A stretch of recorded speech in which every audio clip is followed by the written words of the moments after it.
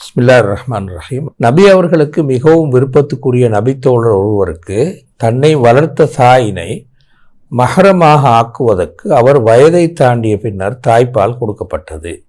இந்த ஹதீஸின் உண்மைத்தன்மையை எவ்வாறு புரிந்து கொள்ள வேண்டும்? இதொரு மிச்சம் ஆதாரபூர்வமான ஹதீஸ், அதில் எந்த விதமான சந்தேகமும் இல்லை. இது உண்மையிலேயே இந்த ஹதீஸில் சொல்கிற மாதிரியே தான் அந்த நிகழ்ச்சி நடந்தது. இந்த ஹதீஸ் உண்மையில் 2 சஹாபாக்களோடு சம்பந்தப்பட்டது. அதில் ஒருவர் ஹுதைஃபா என்ற சஹாபி. அவருக்கு அடிமையாக இருந்தவர் தான் சாலிம் மௌலா அபி ஹுதைஃபா அன்னு சொல்கிறது. சாலிம் மௌலா அபி ஹுதைஃபான்னு சொல்கிறது. சாலிம் ஒரு பெரிய சஹாபி, அதாவது மிச்சம் மதிக்கப்பட்ட சஹாபாக்கள். ஒரு ஹுதைஃபாவுடைய அடிமையாக இருந்தாலும் கூட, அடிமையாக வாழ்ந்தாலும் கூட அவர் ஒரு மிச்சம் மதிக்கப்பட்ட ஒரு சஹாபி. எந்த அளவு தூரத்துக்குண்டா உமர் இப்னுல் கத்தாப் ரலியல்லாஹு அன்ஹு அவர்கள் சொன்னார்கள், அவர்கள் இறுதி கால பிரிவில் சொன்னார்கள், லவ்கான சாலிம் மௌலா அபி ஹுதைஃபா ஹையன் லவல்லைத்துஹு. சாலிம் ஹுதைஃபாவுடைய அடிமை சாலிம் இப்போது உயிரோடு இருந்தால் அவரை நான் ஹலீஃபாவாக, எனக்கு அடுத்த ஹலீஃபாவாக நியமித்திருப்பேன் என்று சொன்னாங்க. அவ்வளவு தூரம் ஒரு பெரிய ஒரு சஹாபி. அவரை பொறுத்து தான் நீங்கள் சொன்ன இந்த ஹதீஸ் இருக்கிறது. அதாவது இந்த குறிப்பிட்ட சஹாபி ஹுதைஃபா ரலியல்லாஹு அன்ஹு அவருடைய மகனை போல வளர்ந்தார்கள். அப்படி என்றால் அவங்களுக்கு தெரியும், அந்த காலத்தில் தபன்னி என்ற ஒரு அமைப்பு இருந்தது. அதாவது இந்த சுவீகார புத்திரன் என்று ஒழுங்கொண்டு அந்த காலப்பிரிவில் இருந்தது. அப்போ அந்த சுவீகார புத்திரனை எடுத்து அந்த காலத்து ஜாலியா காலத்தில் தண்ட மகனை போல வளர்ப்பார்கள். அப்படித்தான் ஹுதைஃபாவும் சாலிமும் வளர்த்தார்கள். தண்ட சுவீகார புத்திரனாக அங்கீகரித்து வளர்த்தார்கள். ஆனால் உங்களுக்கு தெரியும், சூரத்துல் அஹ்ஸாபில் அல்லாஹ் தஆலா இந்த சுவீகார புத்திரன் என்ற நிலையை இல்லாமாக்கினார். அல்லாஹ் தஆலா சுவீகார புத்திரன், அதாவது பிள்ளையை இன்னொருவரிடமிருந்து எடுத்து வளர்க்கக்கூடாது. தத்தெடுத்து வளர்க்குறேன்னு நாங்கள் எங்களோட சமூகத்தில் சாதாரணமாக சொல்லுவோம். அப்படி தத்தெடுத்து வளர்ப்பது ஹராமானது என்ற ஆயத்து இந்த சூரத்து அஹ்ஸாபில் இறங்கியது. அது பிறகு மொத்தமாக தத்தெடுத்து வளர்க்குவது இல்லாமல் போனது. இந்த நேரத்தில் தான் இந்த பிரச்சனை வந்து, அதாவது சாலிம் உம்மா அப்பா மாதிரி தான் அந்த வீட்டுக்கு வளர்ந்தார்கள். இப்போ திரும்ப அந்த வீட்டுக்கு வாரது போகிறது எல்லாமே சிக்கலாக போயிட்டு, மஹரமியத்தை அல்ல. இப்போ அந்த நேரத்தில் மஹரமியத்தை போல அவர் வளர்ந்தார். அப்போ ஆனால் அங்கே வர வேண்டிய தேவையும் இருந்தது.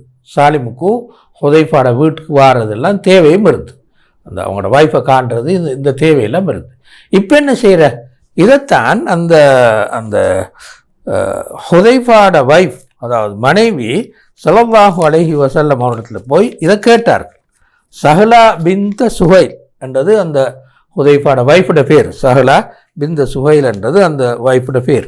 அவள் போய் ரசூலுல்லாஹ்விடத்தில், நான் இப்போ என்ன செய்கிறது, இப்படி ஒரு நிலைமை வந்துட்டு இப்போ என்ன செய்யலாமல் கேட்ட நேரம் தான் பால் கொடு, அவருக்கு பால் கொடு என்று ஸல்லல்லாஹு அலைஹி வஸல்லம் சொன்னாங்க. அப்போ தான் அந்த பெண் சாலிமுக்கு பால் கொடுத்து தன்னுடைய மஹரமியத்தாக மாற்றிக்கொண்டார்னு சொல்லி இந்த ஹதீஸ். இந்த ஹதீஸில் முழு விவரம் நீங்கள் சொன்ன இந்த ஹதீஸில் முழு விவரமும் இதுதான்.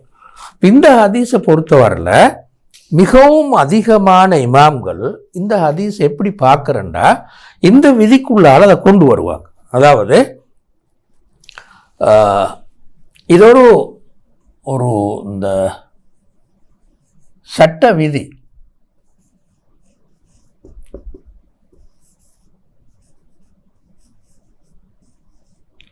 வாக்கியாத்து ஐனின் லா உமூம லஹா.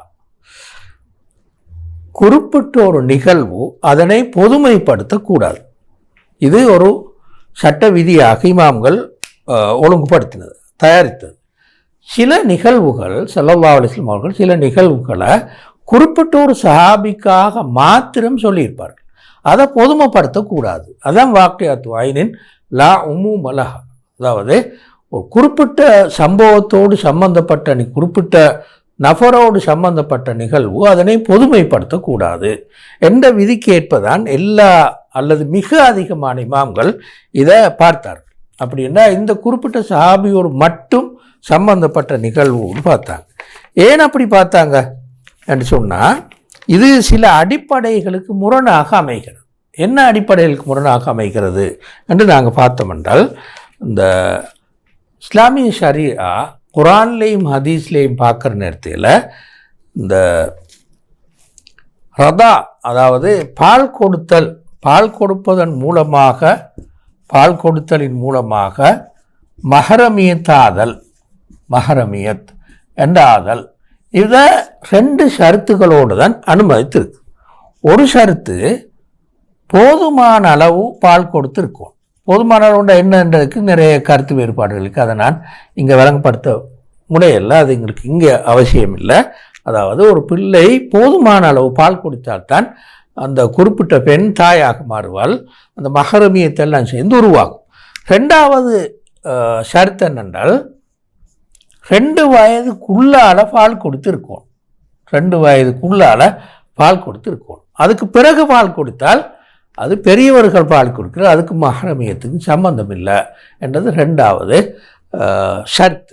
இதை குரான் உங்களுக்கு தெரியும், அல்வாலிதாத்து யுர்திஅன அவுலாதஹுன்ன ஹவுலைனி காமிலைன், அதாவது தாய்மார்கள் தங்களுடைய பிள்ளைகளுக்கு 2 வருடங்கள் பால் கொடுப்பார்கள் என்று அல்லாஹ் தஆலா சூரத்துல் பக்கரால சொல்கிறார். எனவே இந்த 2 வருஷத்துக்குள்ளால் பால் கொடுத்தால்தான் மஹரமியத் என்ற ஒழுங்கு உருவாகும். எனவே அந்த வகையில் இந்த 2 ஷரத்துக்கும் உட்பட்டு தான் நாங்கள் பொதுவாக மஹரமியத் என்ற, அதாவது ரதா மூலம் பால் கொடுத்தல் மூலம் மஹரமியத் என்றதை சொல்கிற நேரத்தில் இந்த 2 ஷரத்துகளுக்கு உட்பட்டு தான் சொல்லுவாங்க. எனவே அந்த வகையில் இந்த 2 ஷரத்துகளுக்கும் வெளியில் இருக்கிற நிகழ்வு தான் இது. இங்கே ஒரு பெரியோருவர், சாலிம் என்றது வயது வந்த பெரியோருவர். 2வது இந்த போதுமான அளவு பால் கொடுத்தல் என்ற விஷயம், திரும்ப 2 வயது என்ற விஷயமெல்லாம் இது இல்லாமல் போகும். இது அதுக்கு அப்பாற்பட்ட ஒரு நிகழ்ச்சியாக இது மாறும். எனவே இதை பொதுவாக இந்த உதாரணமாக சொல்லுங்களேன், இங்கே சொன்ன இந்த ஹுதைஃபா சாலிம் என்ற நிகழ்ச்சியை சஹாபாக்களுக்கு மத்தியில் பொதுமைப்படுத்தி பாவித்தார்கள் என்றதுக்கு ஆதாரமும் இல்லை. அதுக்கான ஆதாரங்கள் ஒன்றும் இல்லை. ஸல்லல்லாஹு அலைஹி வஸல்லம் அவர்கள் சொன்னதை எல்லா சஹாபாக்களும் பின்பற்றினார்கள் என்று சொல்கிறதுக்கு இல்லை. எனவே சஹாபாக்களும் விளங்கி இருந்தாங்க இது ஒரு தனிப்பட்ட நிகழ்ச்சி, இதை பொதுமைப்படுத்தக்கூடாது என்று விளங்கியிருந்தாங்க. எனவே தான் இது மட்டுமல்ல, நான் இப்போ உதாரணம் சொல்ல லேட்டாக சொல்லலை, இன்னும் சில நிகழ்வுகளும் இப்படி இருக்கு. அது குறிப்பிட்ட சஹாபிக்கு மட்டும் அல்லது குறிப்பிட்ட நேரத்துக்கு மட்டும் உரிய ஒரு நிகழ்ச்சியாக மாறும். அப்போ எனவே தான் அதை ஒரு விதியாக வகுத்தார்கள், வாக்கியத்து ஐனின் லா உமூமலஹா. எனவே அந்த வகையில் இந்த நிகழ்ச்சியை நாங்கள் அதோடு விட்டுவிட வேணும். இப்படித்தான் இந்த நிகழ்ச்சியை நாங்கள் பார்க்க வேணும். இஸ்லாம் தொடர்பான உங்கள் கேள்விகள், சந்தேகங்களை நிவர்த்தி செய்து கொள்ள ஒரு சிறந்த சந்தர்ப்பம்.